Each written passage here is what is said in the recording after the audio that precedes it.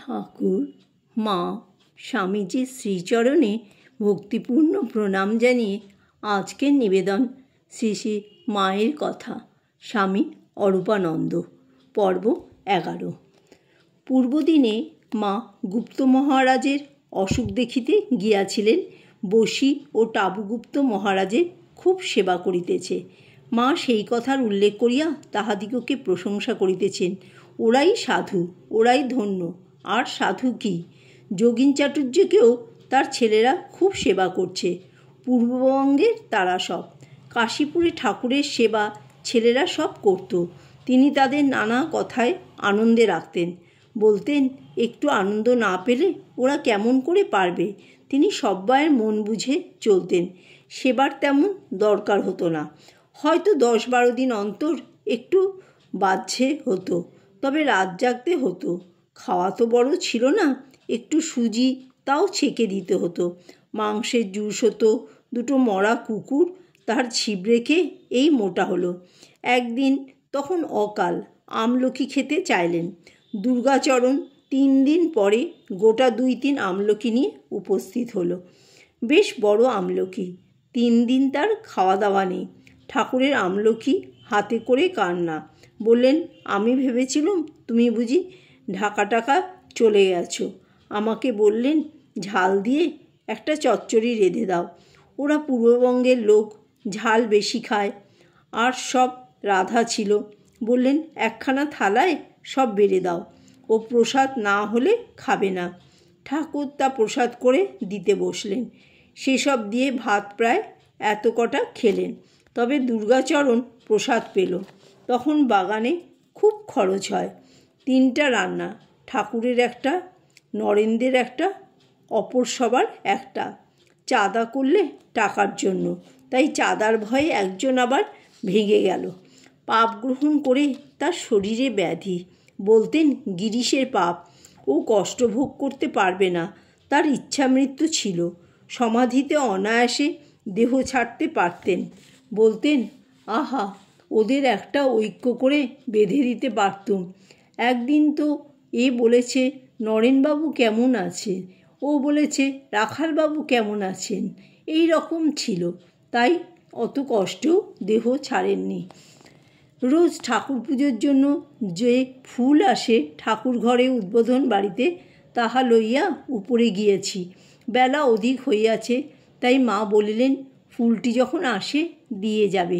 মা নিজেই পূজার সব জোগাড় করিতেন এবং পূজা করিতেন।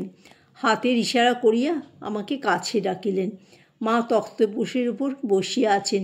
জনৈক ভক্তের কথা জিজ্ঞাসা করিতেছেন। মা বললেন, ও নিচে আছে? আমি বললাম, হ্যাঁ। মা বললেন, কি করে, পড়ে টোরে? আমি বললাম, মধ্যে মধ্যে হয়তো পড়ে। মা বললে, মঠে বুঝি যাবে না? আমি বললাম, না, তার যেতে ইচ্ছা নেই। মা বললেন, তোমরা বুঝিয়ে বলবে। আমি বললাম, আমি ঢের বলেছি, তুমি বলো, যাতে গিয়ে অন্তত 2-4 দিন থাকেন। মা বললেন, বাবা, আমিও ঢের বলেছি। আমি বললেও শুনবে না।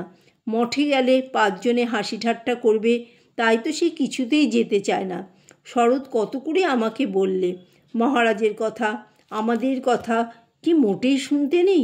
মঠে গিয়ে অন্তত 2 দিন থেকে মহারাজের কথাটা মান্য করে আসুক।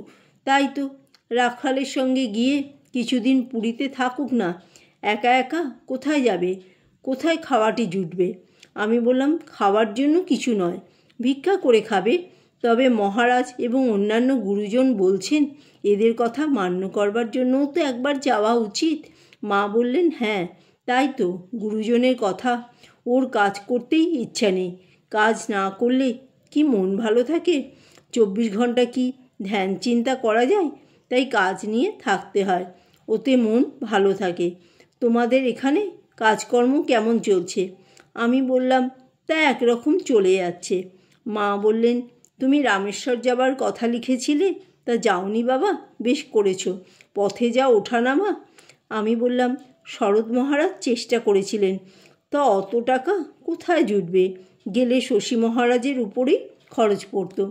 মা বললেন, হ্যাঁ, 1000 টাকা খরচ হয়েছে শশীর। পরদিন মা ঠাকুর ঘরের দক্ষিণ পাশের ঘরে পান সাজিতেছিলেন। বেলা 11টা হইবে। উপরে গিয়াছি।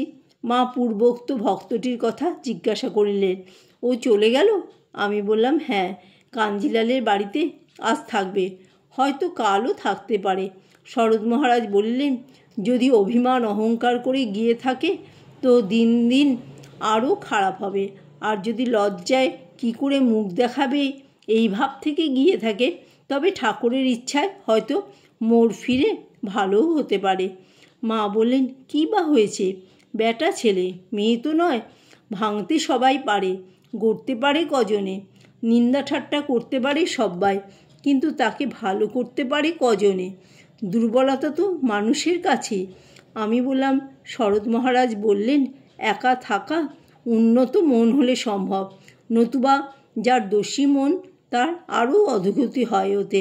মা বললেন, কি ভয়, ঠাকুর রক্ষা করবেন, কত সাধু একা থাকে না। আমি বললাম, হৃদয় মুখুজ্জেও শেষটায় ঠাকুরের সঙ্গ ছাড়া হয়েছিল।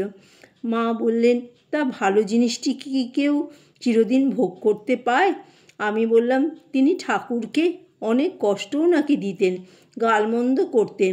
মা বললেন, যে অত সেবা করে পালন করেছে সে একটু মন্দ বলবে না?